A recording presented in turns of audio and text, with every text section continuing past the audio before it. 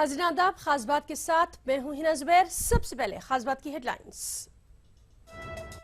मालेगांव बम धमाका मामला, साध्वी प्रज्ञा सिंह ठाकुर और कर्नल प्रोहित समेत दीगर 8 अफराद पर लगे मकोका हटाने पर एनआईए कर रही है गौर।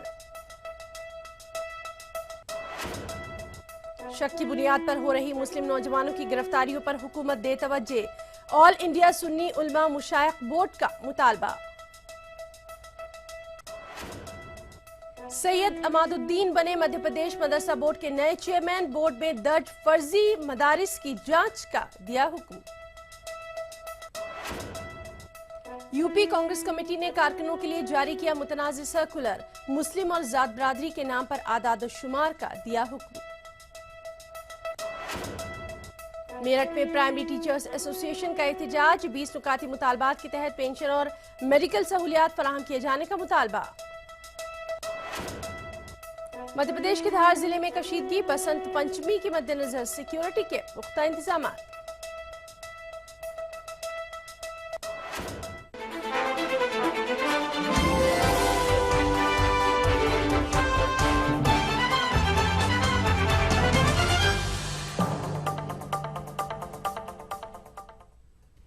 चलिए अब खास बात के सिलसिले को आगे बढ़ाएंगे। मालेगांव 2008 बम धमाका इल्जाम में गिरफ्तार साध्वी प्रज्ञा सिंह ठाकुर और कर्नल प्रोहित समेत दीगर 8 लोगों पर लगे मकोका हटाने पर एनआईए गौर खौस कर रही है और इस सिलसिले में एनआईए ने वजीर दाखिला और अटॉर्नी जनरल से मकोका हटाने पर राय भी तलब कर ली है।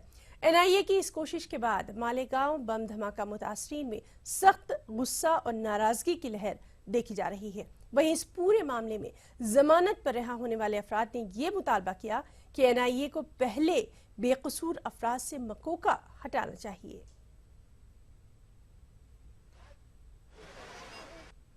अटॉर्नी जनरल से एनआईए राय मांगी है। हमारा ये कहना है कि ठीक है, अटॉर्नी जनरल अगर उनके हक में फैसला देता है तो एनआईए तो हमको ऑलरेडी क्लीन चिट दे चुकी है, तो हमारा ये मानना है कि हम पर वैसे मकोका हटे और हमारा केस को डिस्चार्ज किया जाए। हमारे साथ सौतेला सलूक इसलिए किया जा रहा है कि हम मुसलमान हैं। दूसरी बात, अब जब उनको एनआईए उनके ऊपर से मकोका हटाना चाहती है तो हम उसके पहले हकदार हैं, क्योंकि हम बेल पर हैं।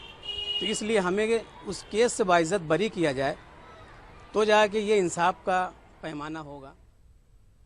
2006 मुंबई ट्रेन धमाके के 1 माह के बाद मुंबई क्राइम ब्रांच के जरिए गिरफ्तार किए गए 5 अफराद को मुंबई की एक निचली अदालत ने बाइज्जत बरी कर दिया।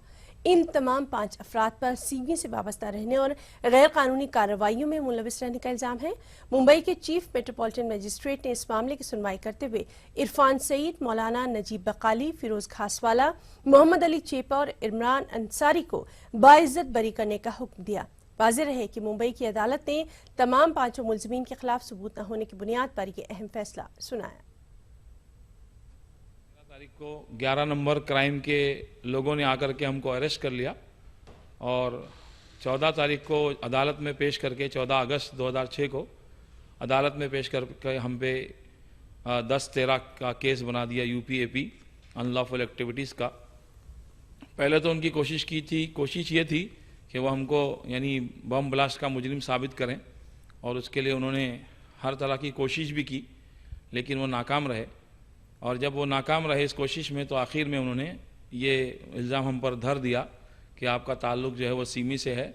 और 28 नवंबर 2006 को ज़मानत पर मैं रिहा हुआ और तकरीबन 2006 से लेकर 2016 तक की हमारे ऊपर केस चला और कल सुबह 11:30 बजे जो 37 कोर्ट है, किला कोर्ट, वहाँ के जज साहब ने हमको बाइज्जत बरी किया। खबर मध्य प्रदेश से है, जहां की धार में सिक्योरिटी के सख्त इंतजाम किए गए हैं। दरअसल भूतशाला में बसंत पंचमी के दिन नमाज और पूजा एक साथ होने की वजह से इंतजामिया ने सिक्योरिटी इंतजाम चाको चौबंद कर दिए हैं। धार पुलिस भी काफी मुहतात नजर आ रही है, साथ ही आसपास के जिलों पर भी कड़ी नजर रखी जा रही है। कई अहम मुकामात पर मजीद पुलिस एहलकारों की तैनाती की गई है। मध्य प्रदेश में गुज़िश्ता दिनों हुए फिरक़वाना फसादात में बीजेपी कारकुनान की शमूलियत पर नंद कुमार सिंह ने अपने सख्त रद्द-ए-अमल का इजहार किया। मदरसा बोर्ड में मुनक्कदा तकरीब में शिरकत करने के लिए आए मध्य प्रदेश बीजेपी के रियासती सदर नंद कुमार सिंह ने कहा कि जुल्म तशद्दुद करने वालों की उनकी पार्टी में कतई कोई जगह नहीं है। और जिन लोगों के नाम देवास मामले में सामने आए थे उनके खिलाफ एक्शन भी ले लिया गया है। हमारे देवास जिले के एक बंदे का जो नाम आया था, तो जो भी होंगे अपराधी कोई भी हो, अल्पसंख्यक मोर्चा का हो या कोई भी मोर्चा का हो, अपराधी का किसी जात और जमात के नाम पर उसका आकलन नहीं होता। कोई हो जो अपराधी है उसका बीजेपी से कोई वास्ता नहीं रहेगा। शुकूक व शुबहात की बुनियाद पर हो रही मुस्लिम नौजवानों की गिरफ्तारियों के मसले पर हुकूमत फौरी तवज्जो दे, दहशतगर्दी के असल मुजरिमों को सख्त से सख्त सजा दी जाए और ये मुतालबा बेंगलुरु में ऑल इंडिया सुन्नी उलमा व मुशाइख बोर्ड ने किया है। देखिए ये रिपोर्ट। बेंगलुरु की कुदूस साहब ईदगाह में ऑल इंडिया सुन्नी उलमा व मशाइख बोर्ड और इस्लामिक एजुकेशन बोर्ड का इजलास मुनक्किद हुआ। सुन्नी उलमा व मशाइख बोर्ड के सदर मौलाना मोहम्मद अशरफ मियां ने कहा कि दहशतगर्दी का मजहब इस्लाम से कोई ताल्लुक नहीं है। उन्होंने कहा कि हालिया दिनों में मुस्लिम नौजवानों की गिरफ्तारियों के मसले पर हुकूमत फौरी तवज्जो दे। दहशतगर्दाना सरगर्मियों में अगर कोई मुलव्विस है तो उसे सख्त से सख्त सजा दी जाए। डाउट इसलिए पैदा हुआ है जिस पर आवाज़ें उठती हैं और कन्फ्यूजन तो होता है क्योंकि बहुत से लोग पकड़े गए और बाद में अदालत से छूटे। इजलास में दिल्ली में मार्च में होने वाली आलमी सूफी कॉन्फ्रेंस पर तबादला ख्याल किया गया। Islamic education board of India के निसाब को कर्नाटक के दीनी मदारिस और मकतबों में मुतारिफ कराने पर भी गौर खोज किया गया। मार्च में होने वाली इंटरनेशनल सूफी कॉन्फ्रेंस से मुतल्लिक आपने जो तफसीली बात बताई है उस सिलसिले में हम लोग बुनियादी तौर पर गुफ्तगू करेंगे। सिस्टम के अंदर जो है निसाब के अंदर उनको अरबिक बात भी करना सकते हैं, अरबिक लिखना भी सीख सकते हैं, अरबिक पढ़ना भी सकते हैं। मौजूदा हालात के पेश नज़र उलमा और मशाइख बोर्ड ने मजहब इस्लाम की तालीमात और बुजुर्गान दीन के औसाफ की रोशनी में नौजवान नस्ल की सही रहनुमाई पर जोर दिया है। ETV news Bengaluru. खबर यूपी से है, जहां आइंदा बरस होने वाले असेंबली इंतखाबात में कांग्रेस ने भी मुस्लिम वोट बैंक और जात बरादरी का कार्ड खेलने की तैयारी कर ली है। यूपी कांग्रेस कमेटी ने अपने मकामी ओहदेदारों के लिए एक ऐसा सर्कुलर जारी कर दिया है जिस पर खुद कांग्रेस में ही तनाजा उठ खड़ा हुआ है। दरअसल इस मुतनाज़ सर्कुलर में मुसलमानों और दीगर जात बिरादरियों की बुनियाद पर आदाद शुमार जमा करने के लिए कहा गया है। तफसीली रिपोर्ट।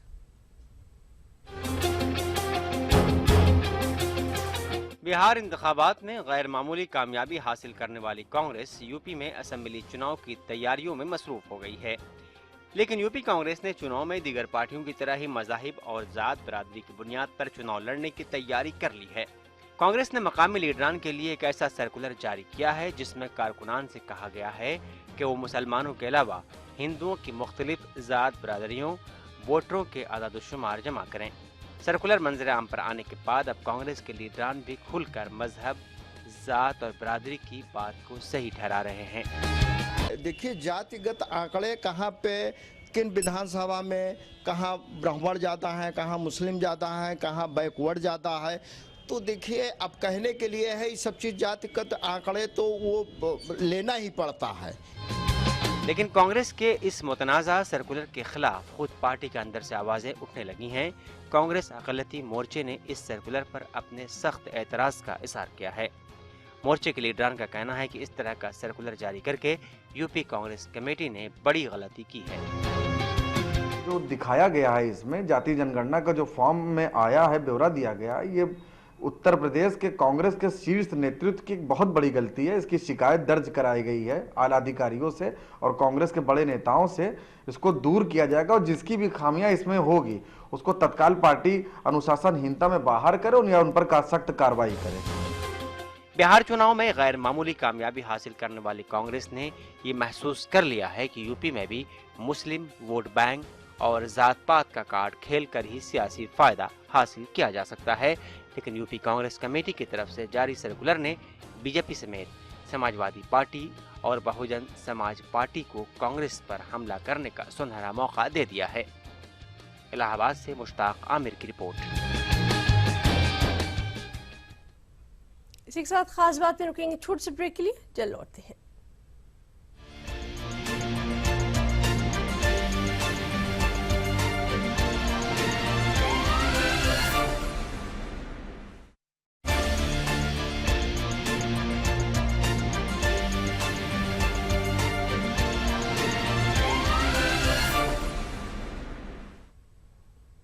और ब्रेक के बाद खास बात में एक बार फिर आपका इस्तकबाल करते हैं।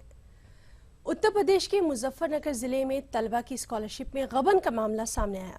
इंफॉर्मेशन कमिश्नर हाफिज उस्मान ने लखनऊ में इसकी जानकारी देते हुए बताया कि तीसरा ब्लॉक में मोरना के बाशिंदे हसन हैदर ने स्कॉलरशिप में घपले के सिलसिले में कमीशन से जानकारी मांगी थी। कमीशन की सिफारिश पर जब इस पूरे मामले की जांच कराई गई तो 41 तलबा की स्कॉलरशिप में गबन का मामला साबित हो गया। जिला इंतजामिया ने कसूरवारों के खिलाफ कार्रवाई करते हुए गबन की रकम वसूल करने की जानकारी दे दी है।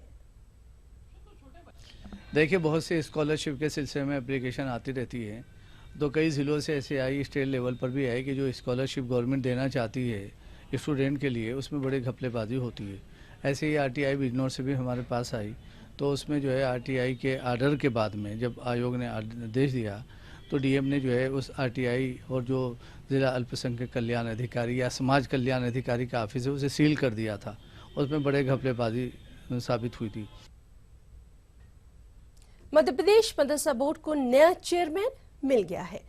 हुकूमत मध्य प्रदेश ने प्रोफेसर सैयद इमादुद्दीन को बोर्ड का नया चेयरमैन मुंतखब किया है। सैयद इमादुद्दीन ने भोपाल में मुनक़िदा एक पुरवकार तकरीब में अपना ओहदा संभाला और मदारिस को स्किल डेवलपमेंट प्रोग्राम से जोड़ने पर भी जोर दिया। देखिए खास रिपोर्ट। मध्य प्रदेश में अक़लियतों से मुताल्लिक़ जितने भी इदारे हैं उनमें से बेशतर बीमार हैं। 2013 के इंतखाबात के बाद जब शिवराज सिंह चौहान ने तीसरी बार मध्य प्रदेश के वज़ीर आला के तौर पर हलफ लिया तो अक़लियतों को ये उम्मीद हुई कि शायद अब अक़लियती इदारों और अक़लियतों के अधूरे ख्वाब पूरे हो सकें। अक़लियती कमीशन, मसाजिद कमेटी और मदरसा बोर्ड में गुज़िश्ता कई सालों से किसी की तकर्रुरी नहीं की गई। अक़लियती कमीशन, मसाजिद कमेटी में तो अब तक किसी की तकर्रुरी नहीं की गई है। ताहम मदरसा बोर्ड में 2013 के बाद सैयद इमादुद्दीन को बोर्ड का चेयरमैन बनाया गया है। सैयद इमादुद्दीन का शुमार माहिरीन तालीम में होता है और वो गुज़िश्ता 2 दहाइयों से बुरहानपुर में दर्स व तदरीस के पेशे से वाबस्ता है। उम्मीद की जाती है कि उनके आने से बोर्ड को एक नई जिंदगी मिलेगी।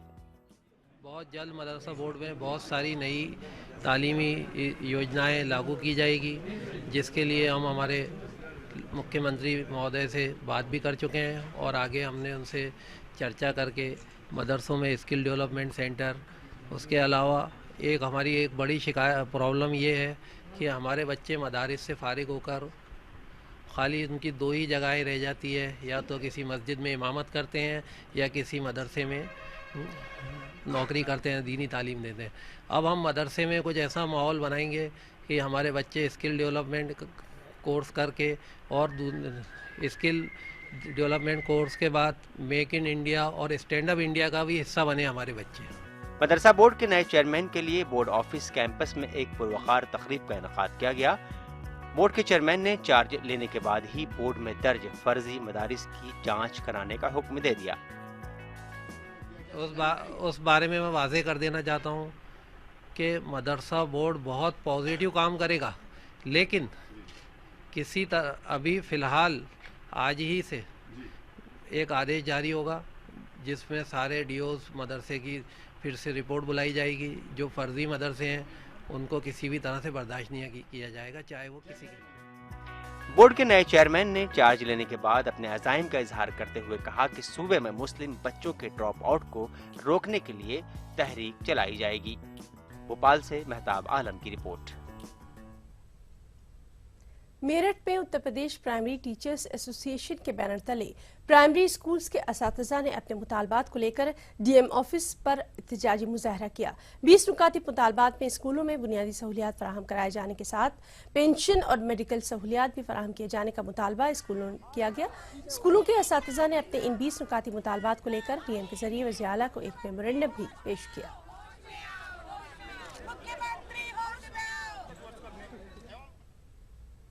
उत्तराखंड हुकूमत ने रियासत के 200 मदरसा असातिज़ा को बड़ी राहत दे दी है। साल 2012-13 में मरकजी हुकूमत ने SPQEM स्कीम के तहत रियासत को मिलने वाली तनख्वाह का बजट अब तक जारी नहीं किया है, इसलिए अब रियासती हुकूमत ने अक़लियती तरक्याती फंड के जरिए तकरीबन 60 मदरसों के 200 असातिज़ा की तनख्वाह जारी करने का हुक्मनामा जारी किया। वाज़ेह है कि गुज़िश्ता कई सालों से ये मदरसा टीचर्स काफ़ी परेशान थे।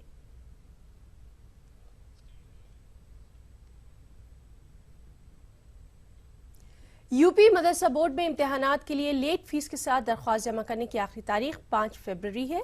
9 मार्च से इम्तिहानात की शुरुआत के लिए मदरसा बोर्ड ने डेट शीट जारी कर दी है। मदरसा मुंतजमीन जहां इंतजामात को मजीद बेहतर किए जाने का मुतालबा कर रहे हैं, वहीं यूपी मदरसा बोर्ड के जिम्मेदारान इन नई तजावीज़ पर अमल के जरिए बोर्ड की कारकर्दगी और इंतजामात को बेहतर किए जाने पर भी जोर दे रहे हैं।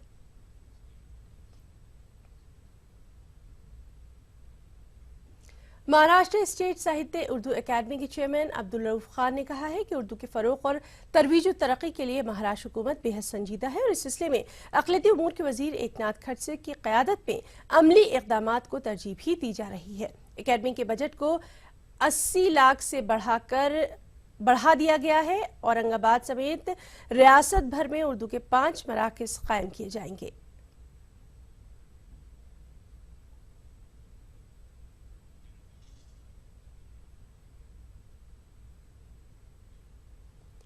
झारखंड हज कमेटी की जानिब से 8 फरवरी तक रजिस्ट्रेशन की रकम जमा करने की आखिरी तारीख मुकर्रर कर दी गई है। हज कमेटी के सेक्रेटरी नूरुल हुदा ने सफर हज के ख्वाहिशमंद लोगों से अपील की है कि वो वक्त पर रजिस्ट्रेशन की रकम जमा करा दें। रांची में ETV से खास बातचीत में उन्होंने कहा कि रियासत के मुख्तलिफ अजला में सफर हज के लिए ऑनलाइन दरख्वास्त जमा करने का अमल बगैर किसी दुश्वारी के जारी है।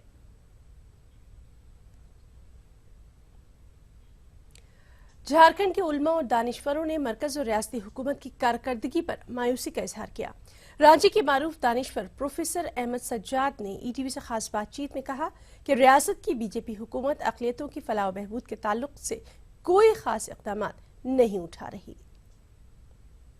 वादे वईद काफ़ी अच्छे और बड़े बड़े वादे किए जा रहे हैं, लेकिन उनको अमली जामा नहीं पहनाया जा रहा है। बिलखुसूस अक़लियतों के लिए जो रकमें मखसूस की जाती थी, उन रकमों में काफ़ी कमी आ गई है और उस कमी के बावजूद सही ढंग से उसकी तकसीम और उस पर अमलावरी नहीं हो पा रही है। ज़रूरत इस बात यह है कि कौल व फ़ेल के इस तज़ाद को दूर किया जाए। मध्य प्रदेश में इन दिनों नए सिस्टम से गरीबों को मिलने वाला अनाज परेशानी की वजह बन गया है और इस सिलसिले में कांग्रेस पार्टी की जानिब से भोपाल में एक एहतजाजी जुलूस भी निकाला गया। इस जुलूस के जरिए गरीबों को हो रही परेशानियों के लिए कलेक्टर को एक मेमोरेंडम भी सौंपा गया।